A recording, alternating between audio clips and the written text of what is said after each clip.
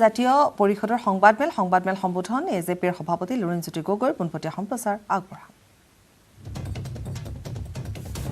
আমাৰ দলৰ media panellist আৰু সম্পাদক আৰু ৰাজু ফুকন ডাঙৰীয়া তেখেত আমাৰ দলৰ কেন্দ্ৰীয় সম্পাদক। মই মাননীয় সভাপতি মহোদয়ক সংবাদমেলখন আৰম্ভ কৰিবৰ কাৰণে অনুৰোধ জনাইছোঁ।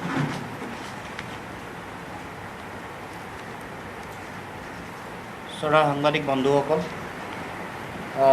আজি সাংবাদিক মেলত উপস্থিত থকা আমাৰ দলৰ অমৃত খাটনিয়াৰ ডাঙৰীয়া, অমিতাভ বৰঠাকুৰ ডাঙৰীয়া, জিয়াউৰ ৰহমান ডাঙৰীয়া, ৰাজু ফুকন ডাঙৰীয়া, মই আপোনাক সকলোলৈকে অসম জাতীয় পৰিষদৰ তৰফৰ পৰা আন্তৰিক শ্ৰদ্ধা জ্ঞাপন কৰিছোঁ, আন্তৰিক শুভেচ্ছা জনাইছোঁ সকলোলৈকে। এটা অতি গুৰুত্বপূৰ্ণ বিষয় লৈ আজি সংবাদমেল আমি আয়োজন কৰিছোঁ। যিটো বিষয় সমগ্ৰ ভাৰতবৰ্ষৰ লগত জড়িত। বিষয়টো অতি গুৰুত্বপূৰ্ণ যদিও এই বিষয়টোক লৈ যেনেধৰণে আলোচনা হ'ব লাগে বা ইয়াক ব্যাপক যিটো বিৰোধিতা হোৱাৰ প্ৰয়োজন বা ইয়াক লৈ কেন্দ্ৰীয় চৰকাৰে অতি শক্তিশালী তদন্ত দিয়াৰ প্ৰয়োজন আছিল, তেনেকুৱা ধৰণৰ কোনো ব্যৱস্থা আজি পৰ্যন্ত গ্ৰহণ কৰা নাই। আমি কিছুমান অতি আশ্চৰ্যজনক তথ্য আপোনালোকৰ ওচৰলৈ লৈ আহিব খুজিছোঁ। বিষয়টো হৈ গ'ল যে আপোনালোকে জানে যে শেহতীয়াকৈ প্ৰধানমন্ত্ৰী কিষাণ সন্মান নিধিৰ অধীনত সমগ্ৰ ভাৰতবৰ্ষত কেন্দ্ৰীয় চৰকাৰে লোকসভাত দাখিল কৰা তথ্য অনুসৰি ৪২ লাখ মানুহ ভুৱা কৃষকক এই কিষাণ নিধিৰ অধীনত তেওঁলোকে ৬,০০০ টকাকৈ তেওঁলোকে দিছিল। মূল কথাটো হ'ল যে ৪২ লক্ষ যি ভুৱা কৃষক, এই ভুৱা কৃষকৰ ভিতৰত অতি আশ্চৰ্যজনকভাৱে ভাৰতবৰ্ষৰ ভিতৰতে আটাইতকৈ বেছি অসমত অনিয়ম হৈছে। ভাৰতবৰ্ষৰ মুঠ ভুৱা কৃষকৰ ১/৫ অসমৰ, অৰ্থাৎ কেন্দ্ৰীয় চৰকাৰে সংসদৰ মজিয়াত, লোকসভাৰ মজিয়াত দিয়া তথ্য অনুসৰি প্ৰায় ৮.৩৫ লাখ ভুৱা কৃষক অসমত ইয়াত ধৰা পৰিছে আৰু এই সংখ্যাটো হ'ল ১৯.৮%। মই দিব বিচৰা তথ্যটো হ'ল যে কেন্দ্ৰীয় কৃষিমন্ত্ৰী নৰেন্দ্ৰ সিং টোমৰ ডাঙৰীয়া ২০ জুলাইত সংসদত এটা প্ৰশ্নৰ উত্তৰ দিছিল। উত্তৰত তেওঁ কৈছিল যে ৪২ লাখ ভুৱা কৃষক আছে, তেওঁলোকক ৬,০০০কৈ দিয়া হৈছে, ২,৯৯২ কোটি টকা সৰ্বমুঠ ভুৱা কৃষকক বিতৰণ কৰা হৈছে। এই অসমত তাৰে ২৬.৫০ লাখ লোক বাছনি কৰা হৈছিল। তাৰ ভিতৰত তেখেতে দিয়া তথ্য অনুসৰি ৫.৩৫ লাখ ভুৱা কৃষক আৰু তাৰ বাবদ তেওঁলোকে ৫৫৪ কোটি টকা তেওঁলোকে প্ৰদান কৰিছে। আৰু এই টকাটো নৱেম্বৰ মাহৰ ২০২০ চনৰ নৱেম্বৰৰ পৰা মাৰ্চ মাহৰ ২০২১ চনলৈকে এই টকা তেওঁলোকে আদায় দিছিল এই ভুৱা কৃষকসকলক বা আন কৃষকসকলক। এই কথাটোলৈ মই পিছত আহিম। এই পৰিসংখ্যা বা এই সময়টোৰ কথা মই এইকাৰণে স্পেচিফিকেলি উল্লেখ কৰিছোঁ, সেই সম্পৰ্কত মই শেষলৈ আহিম সংবাদমেলৰ। তাৰ লগে লগে অসমৰ কৃষিমন্ত্ৰী অতুল বৰা ডাঙৰীয়াই ৫ জুলাইত এখন সংবাদমেল আয়োজন কৰিছিল। সংবাদমেলত উপস্থিত আছিল কেন্দ্ৰীয় গৃহ ৰাজ্যমন্ত্ৰী কেন্দ্ৰীয় যিগৰাকী কৃষি ৰাজ্যমন্ত্ৰী যিগৰাকী আছে, পুৰুষোত্তম ৰূপালা। তেওঁৰ উপস্থিতিত সংবাদমেলত তেওঁ ক'লে যে অসমত ৩৫ লাখ লোকক তেওঁলোকে চিনাক্তকৰণ কৰিছিলে, ৩৫ লাখ লোকক টকা দিবৰ কাৰণে, আৰু তাৰে যোগ্য বুলি তেওঁলোকে ঘোষণা কৰিছে ১৯.৪৭ লাখ, ভুৱা বুলি ঘোষণা কৰিছে ১১.৭২ লাখ, আৰু চিনাক্ত কৰিব পৰা নাই ৫ লাখ। চিনাক্ত কৰিব নোৱাৰা ভুৱা কৃষকৰ সংখ্যাটো মিলাই ১৬.৭২ লাখ। কেন্দ্ৰীয় চৰকাৰে সংসদৰ মজিয়াত দিয়া তথ্য।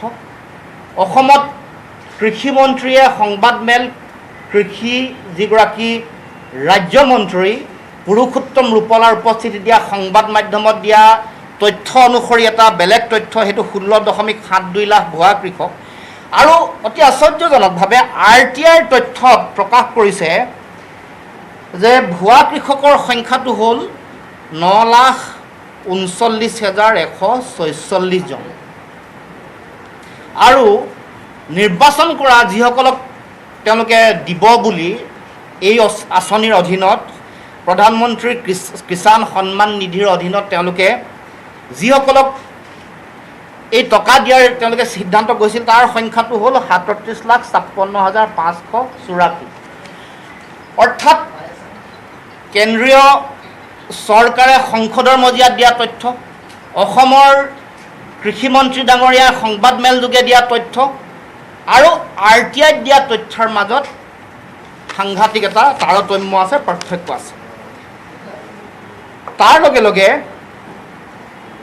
লোকসভাত দিয়া তথ্যৰ তেওঁলোকে যিটো তথ্য দিছে ভুৱা কৃষকৰ সংখ্যাই সমগ্ৰ ভাৰতবৰ্ষৰ 19.8% তেওঁলোকে কভাৰ কৰিছে 19.8% সমগ্ৰ ভাৰতবৰ্ষৰ ভুৱা কৃষকৰ ভিতৰত অসমে কেৱল মাত্ৰ অসমে অৰ্থাৎ 1/5 অসমত ভুৱা কৃষকক দিয়া হৈছে এই নিধিৰ অধীনত ধন দিয়া হৈছে আমাৰ কৃষিমন্ত্ৰী অতুল বৰা ডাঙৰীয়াৰ তথ্য মতে 39.8% মানুহক ভাৰতবৰ্ষত দিয়া 42 লাখ ভুৱা কৃষকৰ ভিতৰত অৰ্থাৎ প্ৰায় 40% মানুহক ভাৰতবৰ্ষে যিমান ভুৱা কৃষক দিলে তাৰ 40% অসমতে কভাৰ কৰিছে আৰু RTIৰ তথ্য মতে 22.35% ইটো প্ৰায় 1/5তকৈ অলপ বেছি অৰ্থাৎ ভাৰতবৰ্ষৰ ভিতৰত আটাইতকৈ বেছি অসমৰ 3,30,00,000 জনসংখ্যাৰ এখন ৰাজ্যত ভাৰতবৰ্ষৰ ভিতৰতে আটাইতকৈ বেছি ভুৱা কৃষকক ধন দিয়া হৈছে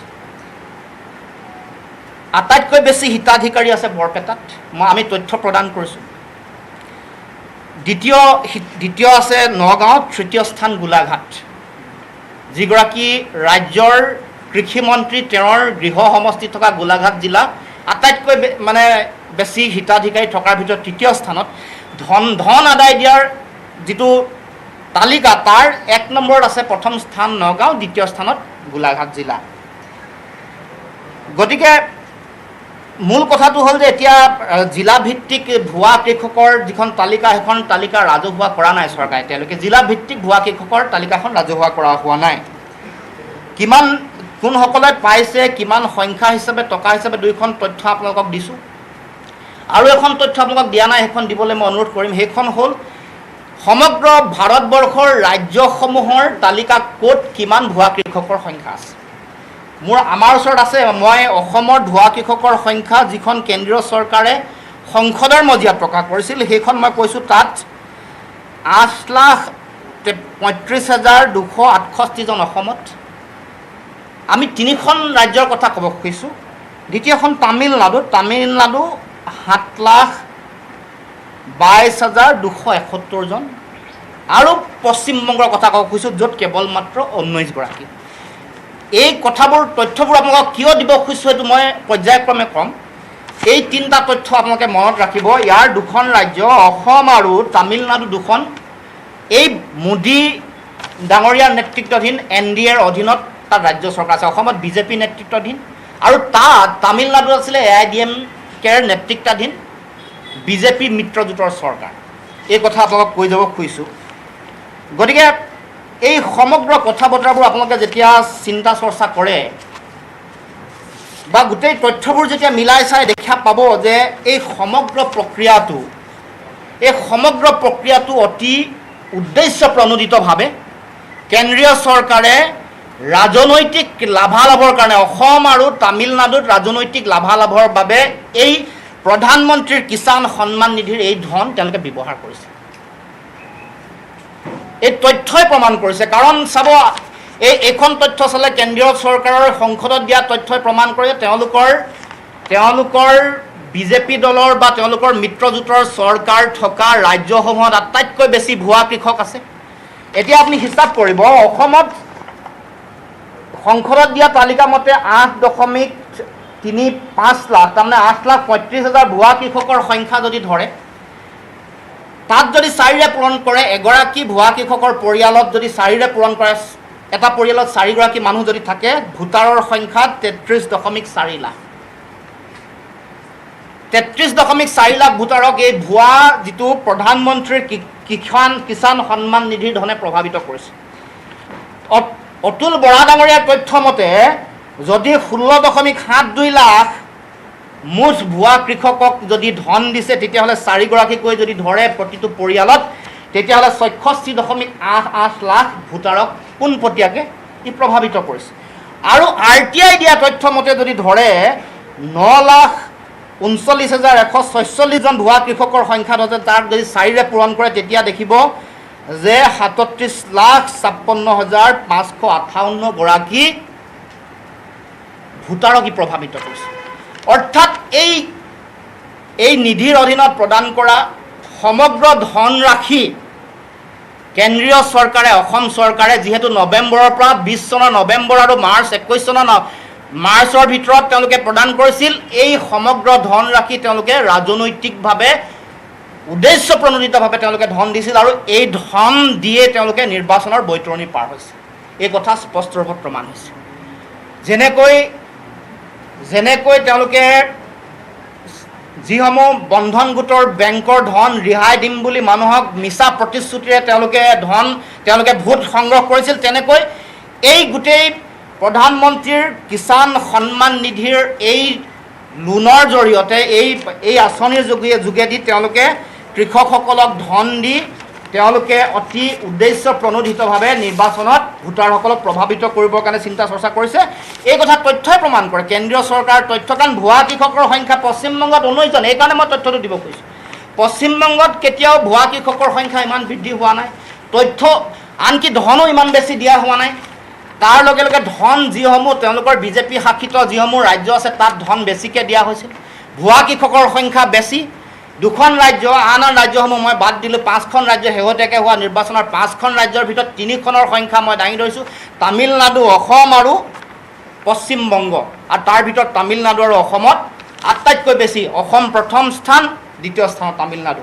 অসমত তেওঁলোকৰ বিজেপিৰ নিজৰ চৰকাৰ আছিল আৰু তাতে আটাইতকৈ বেছি তেওঁলোকৰ ভুৱা কৃষক ওলাইছে। এই কথাই স্পষ্ট ৰূপত প্ৰমাণ কৰিছে যে এইটো সম্পূৰ্ণ উদ্দেশ্যপ্ৰণোদিত আৰু ইয়াৰ লগত ৰাজনৈতিক তেওঁলোকৰ লক্ষ্য জড়িত হৈ আছে।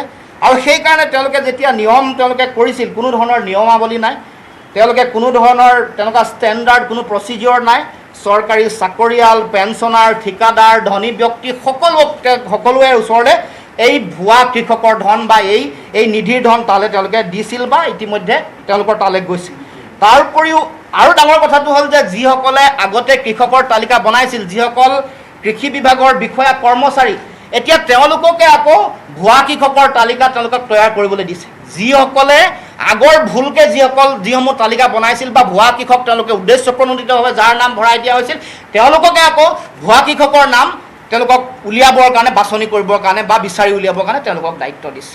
আজিলৈকে কোনো ধৰণৰ তদন্ত হোৱা নাই, কোনো ধৰণৰ বিষয়াৰ বিৰুদ্ধে শাস্তিমূলক ব্যৱস্থা গ্ৰহণ কৰা নাই। যিসকল কৃষি বিষয়া কৰ্মচাৰী আছে তেওঁলোকৰ কাৰো বিৰুদ্ধে কোনো ধৰণৰ তদন্ত ব্যৱস্থা গ্ৰহণ কৰা নাই। আৰু অতি আশ্চৰ্যজনকভাৱে যোৱা বিধানসভাৰ অধিৱেশনত যিমান শক্তিশালীভাৱে সৰবভাৱে এই বিষয়টো বিধানসভাৰ মজিয়াত আলোচনা হ'ব লাগিছিল, প্ৰতিবাদ হ'ব লাগিছিল, নহ'ল।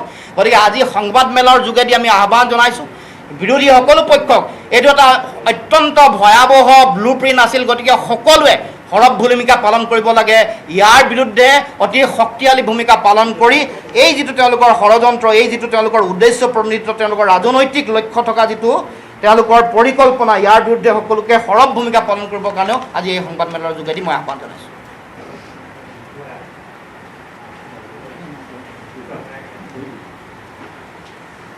কিবা প্ৰশ্ন আছে যদি আপোনালোকক আমি এখন কি নোটছখিনি দি আছোঁ, এতিয়া ডিষ্ট্ৰিবিউট কৰি দিব।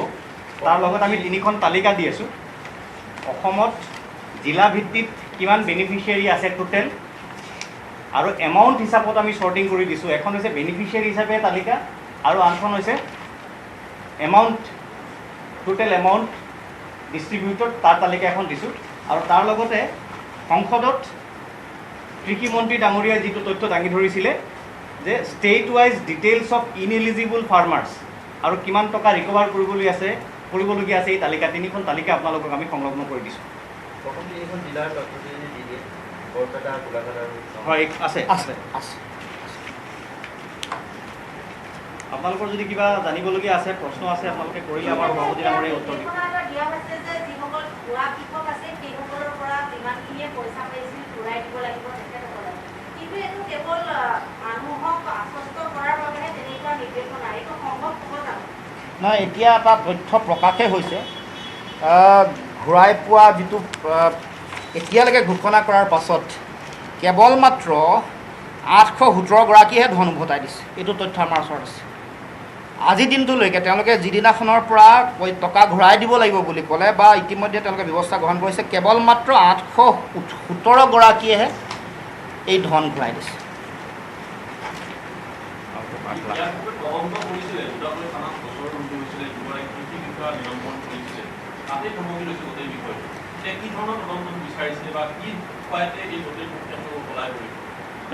দুটা, প্ৰথম কথাটো হ'ল